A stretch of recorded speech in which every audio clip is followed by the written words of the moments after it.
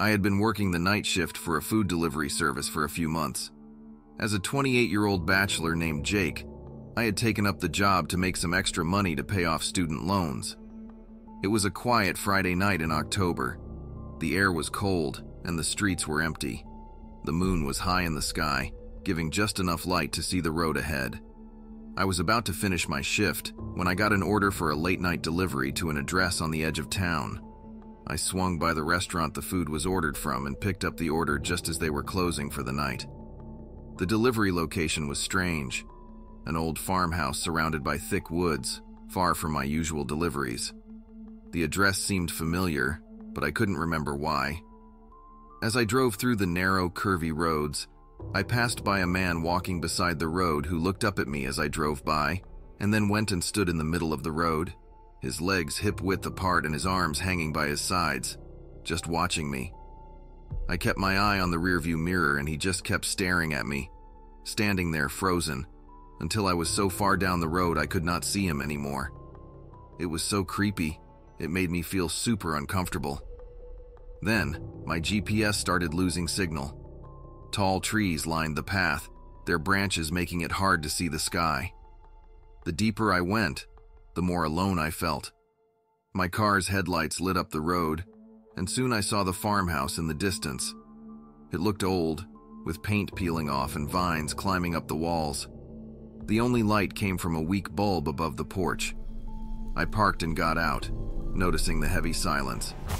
There were no sounds, no insects, no wind in the trees, just a quiet that felt wrong.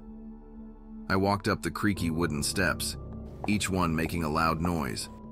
As I reached the door, I heard faint music coming from inside the house. It was slow and sad, like an old song played on a broken piano. I felt uneasy.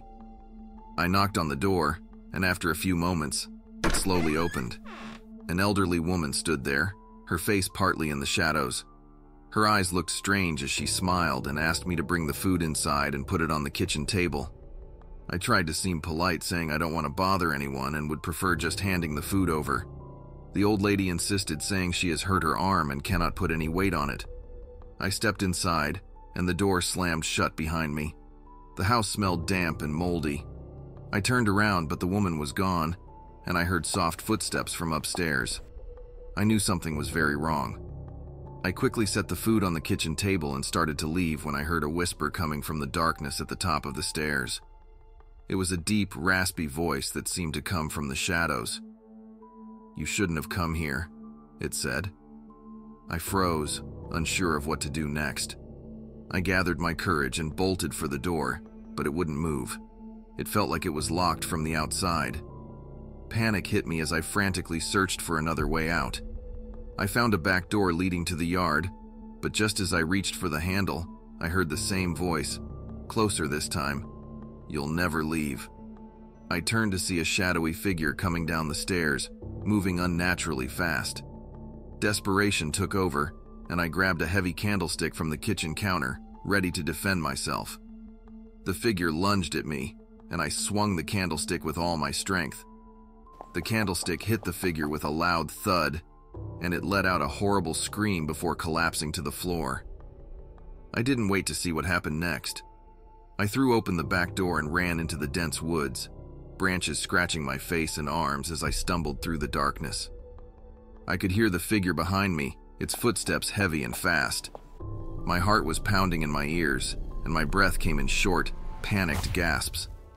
I didn't know where I was going, but I knew I had to get away. The trees were thick, and it was hard to see. I tripped over roots and stumbled through the underbrush, my fear driving me forward.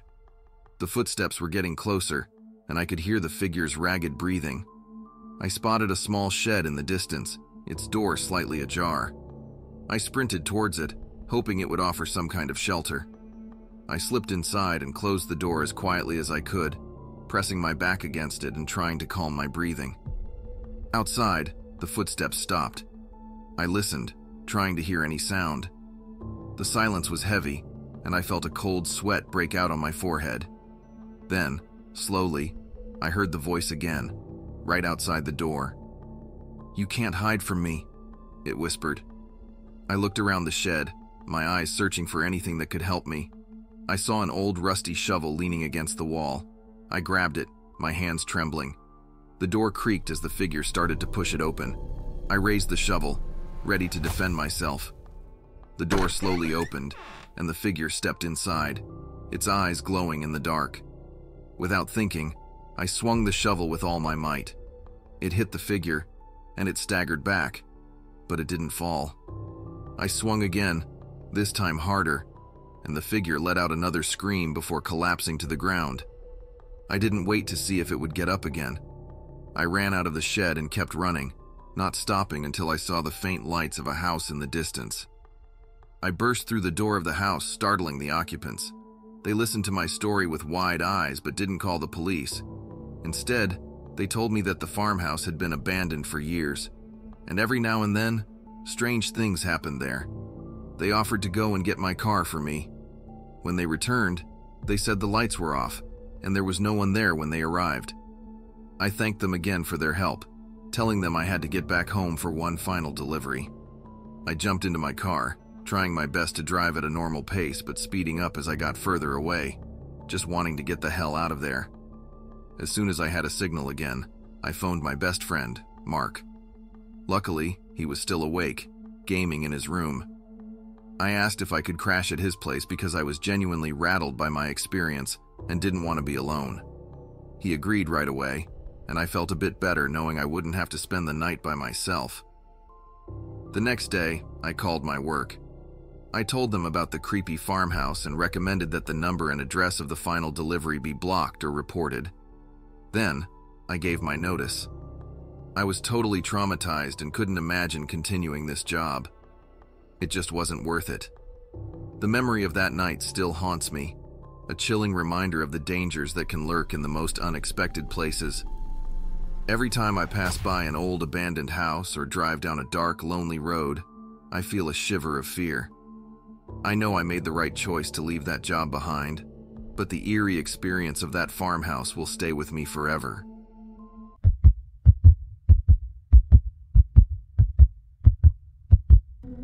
I'm a 22-year-old guy working as a pizza delivery driver in the city. I've been doing this job for about a year now to save up for college. It was a busy Friday night, and the streets were bustling with activity. The air was chilly, and the city lights reflected off the wet pavement from a recent rain. My shift was almost over when I received an order for delivery to a high-rise apartment downtown. The building looked normal, tall and sleek with shiny windows. I parked my car and grabbed the pizza box, heading into the lobby. The place was quiet, with only the sound of the elevator dinging as it arrived. I stepped inside, feeling a bit tired but ready to finish my shift. As the elevator doors closed, I watched the lobby disappear, replaced by the numbers climbing on the display. I reached the specified floor and stepped out into a dimly lit hallway. The carpet was worn, and the air smelled faintly of something old and musty. I walked down the hall, checking the numbers on the doors to find the right one. As I approached the door, I double-checked the room number to make sure I had it right.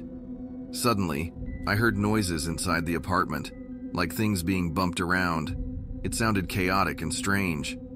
I knocked loudly and firmly on the door, feeling a bit uneasy. Everything inside went dead quiet. I called out, "Hello?" An aggressive male voice responded, "Who's there?" I replied, "It's the pizza delivery guy." Another 10 seconds went by, and finally, the door opened, but only a little. A hand reached out, grabbed the box, and pulled it inside without opening the door any wider. It felt odd and suspicious.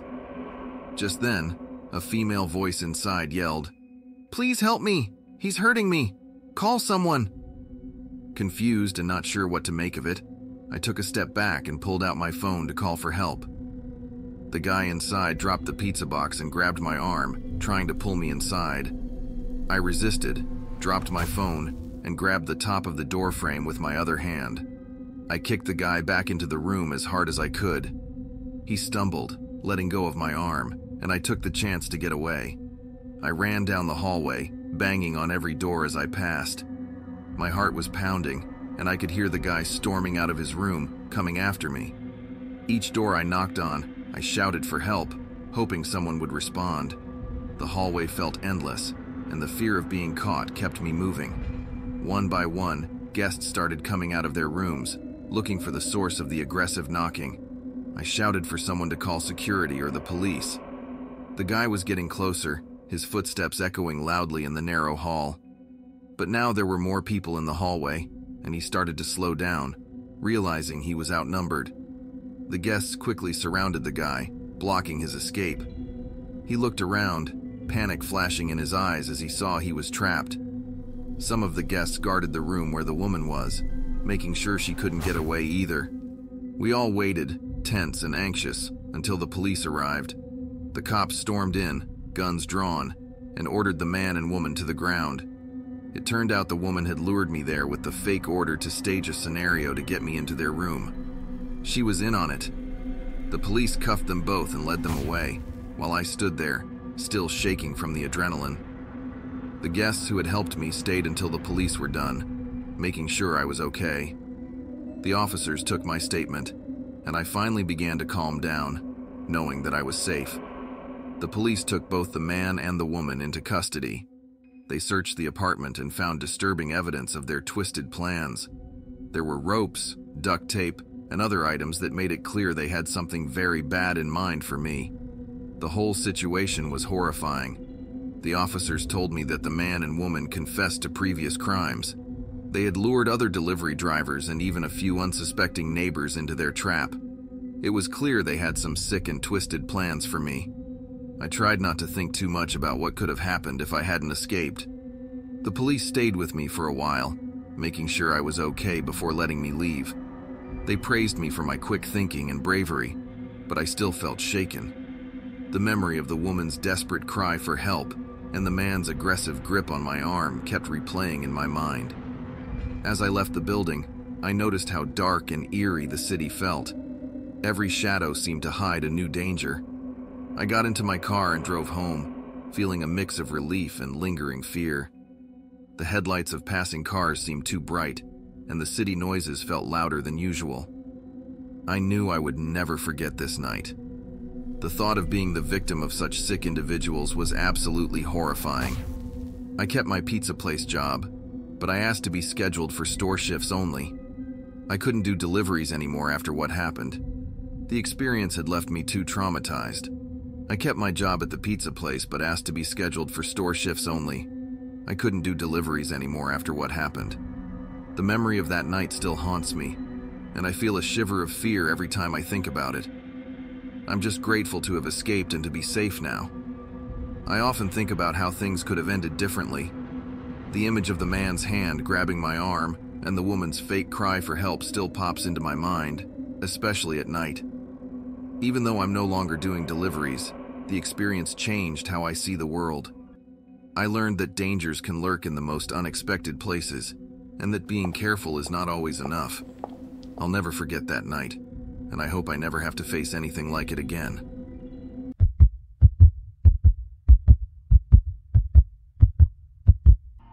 I'd been working a nighttime food delivery job in the city for about a year to help pay off my student loans. It was a regular Thursday night, and the weather was clear and cool. The streets were quiet, and I was looking forward to finishing my shift and heading home. I was almost done for the night when I got an order for delivery. The address seemed simple enough, just another place in the city. But in my tired state, I had been working 10 days straight, I accidentally put the wrong suffix on the street address. Instead of going to Elm Street, I ended up on Elm Avenue, a part of town I wasn't familiar with, without realizing it. As I drove deeper into the neighborhood, the atmosphere changed. The houses were run down, and the streetlights were either dim or completely out. The air felt heavier, and an eerie silence hung in the air, broken only by the occasional distant sound of a dog barking or a siren wailing.